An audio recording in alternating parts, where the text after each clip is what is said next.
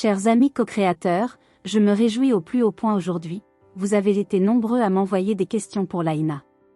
Dès lors, cette seconde entrevue avec elle sera vraiment interactive. Je doute que nous ayons la possibilité de les lui soumettre toutes en une fois, mais nous ferons le maximum, parce qu'elles sont vraiment intéressantes. Je suis la première curieuse de découvrir les axes de compréhension qu'elle va nous proposer. Merci de nous accompagner, Laïna. Et bienvenue sur mon canal. Tu es prête? Je le suis, avec tout mon enthousiasme. Je voudrais commencer par vous remercier pour toutes ces questions que nous avons reçues. Les questions contiennent une force ascensionnelle très puissante. Elles sont comme un appel de celui qui les pose vers ce qui le dépasse. Mais ce n'est que la moitié du chemin. Après, il faut pouvoir écouter activement les réponses. Peux-tu préciser comment écouter activement?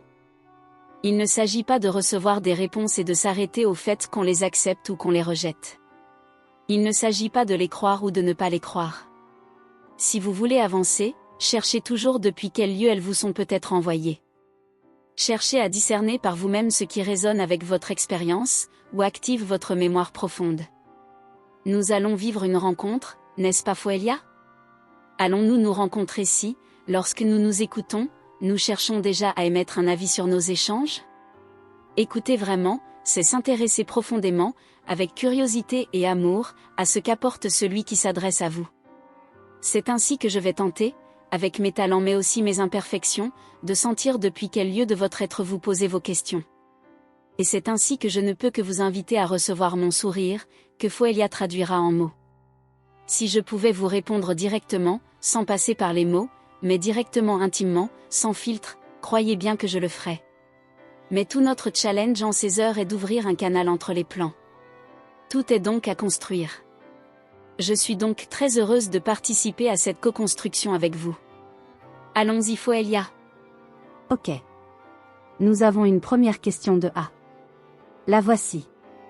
Laïna, as-tu des pistes de réflexion pour resacraliser et réinvestir nos zones oubliées et largement salies et profanées, comme la sexualité, sans trop, voire pas, soyons ambitieux, se salir, se retacher et oublier en chemin? Merci. Question difficile à répondre sans être longue. La sexualité est une question centrale dans notre évolution à tous. Et c'est juste, de mon point de vue, de dire qu'elle a été salie sur votre planète. Il y a un constat à faire, sans besoin d'entrer dans les détails, cette énergie vitale a été dévitalisée, je dirais volontairement, et détournée de sa beauté initiale. Elle a été sabotée de telle sorte qu'elle soit associée à la honte, mais aussi au pouvoir. C'est l'un des verrous de votre matrice et de votre mémoire. Mais ne vous arrêtez pas sur ce fait. Si vous êtes là, actuellement incarné, c'est parce que vous vouliez rencontrer ces limites, toujours dans un même but, apprendre à faire jaillir de vos âmes l'antidote, qui, in fine, est toujours l'amour. Soyons clairs, d'ici, nous vous voyons tous blessés au niveau sexuel.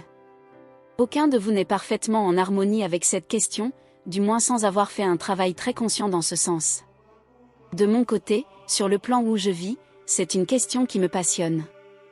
Et ne croyez pas que nous n'ayons pas, nous aussi, à travailler en ce sens. Si je vous partage mon propre trajet sur ce sujet, peut-être cela pourra-t-il vous donner des pistes de réflexion. On t'écoute avec beaucoup d'intérêt Laïna. Alors, même si tout ce qui est de l'ordre de la conscientisation est beaucoup plus rapide là d'où je viens, nous pouvons néanmoins avancer dans les domaines qui nous intéressent. Et figurez-vous que cette question fait partie de mon histoire et de mes centres d'intérêt. Je vais tenter une réponse courte, et si cela éveille en vous une envie de plus, vous me redemanderez de préciser, d'accord? D'accord pour moi. On fait comme ça. J'ai habité sur un plan intermédiaire où j'ai pu toucher du doigt la honte et toutes les peurs associées à la sexualité. J'ai décidé de partir du postulat que le plaisir est le plaisir, et qu'il n'est pas naturel de craindre le plaisir. Or, il y a beaucoup de tabous. Une couche épaisse qui nous empêche d'accéder à la simple beauté du plaisir. Je parle de plaisir parce que la sexualité est supposée être un pur plaisir des sens. Cela vous surprendra peut-être, mais j'ai été un moment ce que vous pourriez considérer comme une hôtesse, dans un lieu où les gens sont bienvenus pour explorer leurs sens, en ce compris le sens sexuel, pour apprendre à remettre le sacré sur cette fonction porte. Alors, en réponse à « je dirais d'abord que c'est vous qui pouvez », par votre simple pouvoir de décision, resacraliser la sexualité. Vous pouvez, comme moi, décider que cela n'est que sacré et que rien n'y est sale. Je vois en vous beaucoup de culpabilité face à la pression que vous ressentez, surtout les hommes. Votre condition, vue depuis notre point de vue, se rapproche de la conscience animale. Je veux dire par là que nous voyons bien à quel point il n'est pas facile de dominer vos instincts. Et c'est un fait. Nous avons beaucoup d'amour et de respect pour l'évolution de la conscience sur Solterre. Elle nous paraît certes préhistorique, mais cela a son intérêt, pour une âme qui veut expérimenter cette phase-là de l'évolution de la conscience, la phase où les instincts sont si forts et la maîtrise encore bien endormie. Dans l'enseignement que j'ai suivi, en tant qu'hôtesse, il y a 3 étapes pour renouer avec le sacré des sens. La première, c'est d'admettre les fantasmes qu'on porte.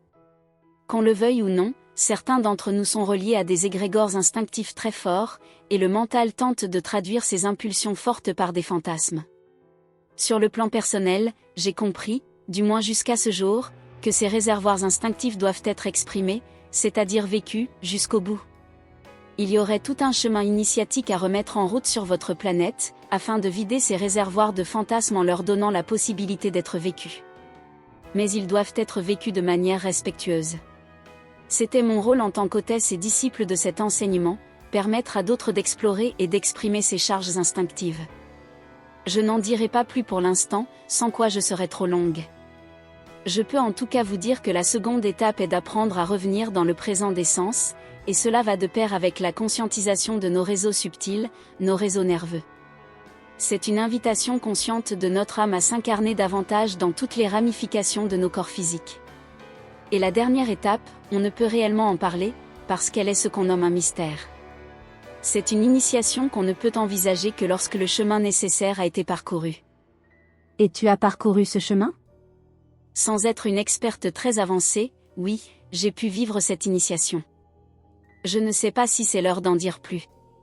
Je ne crois pas que ce serait porteur. Mais ça viendra. Votre monde est au seuil de ce chemin de maîtrise. Lever les tabous prend du temps, et nécessite bien des consolations de blessures avant de découvrir des sentiers insoupçonnés. Merci déjà pour ce partage, Laïna. Donc si je résume, resacraliser la sexualité, c'est surtout une décision personnelle ? Oui, et un courage de vous confronter à tous vos tabous, vos blessures, vos culpabilités. Soyez doux avec vous-même. Nous vous voyons vraiment comme très blessés à ce niveau. Il faudra du temps pour panser les blessures. Ok. Une seconde question ? Avec joie. C'est une question de E. Laïna, pouvez-vous nous dire si vous avez des missions quotidiennes à assumer, pour vous ou pour d'autres ? Merci. J'aimerais vous dire que j'ai la même mission que vous tous, chaque jour rayonner plus d'amour. Chacun a son axe de prédilection pour ça. J'ai ce rôle d'accompagnatrice de Foelia, mais aussi de transmettrice, de bâtisseuse de ponts entre nos fréquences respectives. J'apprends tous les jours. Et je m'améliore, tout comme vous lorsque vous travaillez dans une direction. Outre mon travail particulier avec Foelia, je fais aussi partie d'un programme plus large qui consiste à activer en chaque soltérien de bonne volonté sa capacité à se relier au monde subtil. C'est ce que je suis en train de faire avec beaucoup de plaisir en répondant à vos questions. Pour le reste, n'imaginez pas que ma vie est extraordinaire. Pour moi, elle est ordinaire, faite de ce que je souhaite y mettre, de ce que je souhaite explorer. Je me suis mise en service sous l'aile d'Athéna, comme Foelia. Et c'est passionnant. Nous vivons ça ensemble, chacune sur notre plan, apprenant à comprendre comment fonctionne la notion de fraternité dans notre galaxie, comment s'articulent les actions qui sont entreprises en ce sens par les champs de conscience divins. C'est tout un programme. Oui, tu l'as dit Laïna. Tout un programme. Une autre question ? Autant que tu veux. C'est toi qui es limité avec le temps. Je n'ai pas ce problème. Ok. Bon, je t'en pose encore une ou deux. Question de M. Depuis le plan de vie de Laïna, vous communiquez en musique de pensée que toi, Foelia, tu retraduis en mots. Y a-t-il, à d'autres niveaux, une autre forme de communication comme la pensée par les images ? La pensée par les symboles ? Dans ce cas-là, y a-t-il des arts sur votre plan de vie ressemblant à la poésie notamment ? Bonjour M. Oui, oui et oui. Nous avons tout cela. Mais j'imagine que tu veux me faire parler un peu là-dessus. Alors, avec Foelia, nous avons reçu un entraînement à la télépathie très poussé, dans une autre aventure, sur un autre plan. D'ailleurs, il s'agit du plan des mondes de Sirius, si ça parle à certains d'entre vous. Le langage par lequel vous communiquez sur Solterre est très rudimentaire et subit une énorme pression de biais, une épaisse couche de déformation possible. Nous n'avons pas ce problème sur les fréquences plus élevées.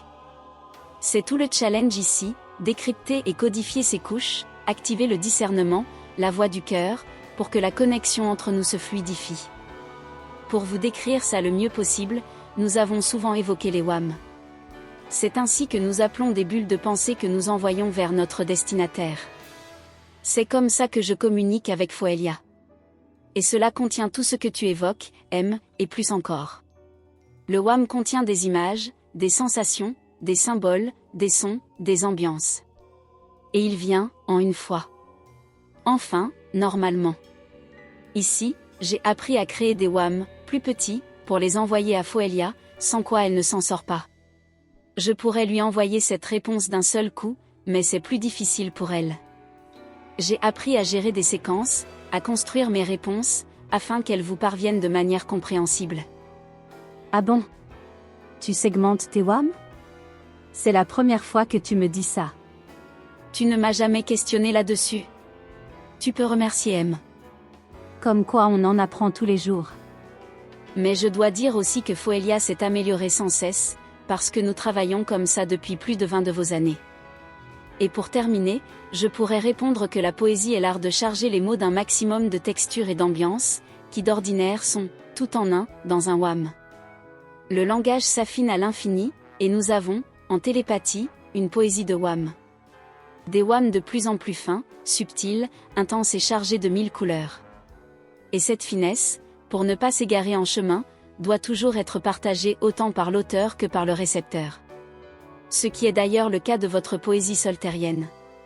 Foelia aussi, tu peux témoigner. Ça te concerne tout autant? Oui. Je peux ajouter que plus je me sens connectée, plus mes mots se font clairs, précis, concis, chargés, et plus mes phrases deviennent musicales, belles, pleines de sens. Et tout ça sans le chercher. Tu as raison, c'est la musique qui nous cherche. Ce sont nos cœurs qui se cherchent. La communication, c'est tellement passionnant. C'est d'ailleurs pour ça que j'ai accepté cette mission en duo. Merci Laïna. Eh bien je vois que ça nous fait déjà une longue entrevue. Je propose qu'on en reste là pour aujourd'hui. À vous qui avez posé des questions, j'ai vraiment envie de vous faire honneur. Je ferai tout pour que Laïna puisse y répondre. J'espère que ce sera possible.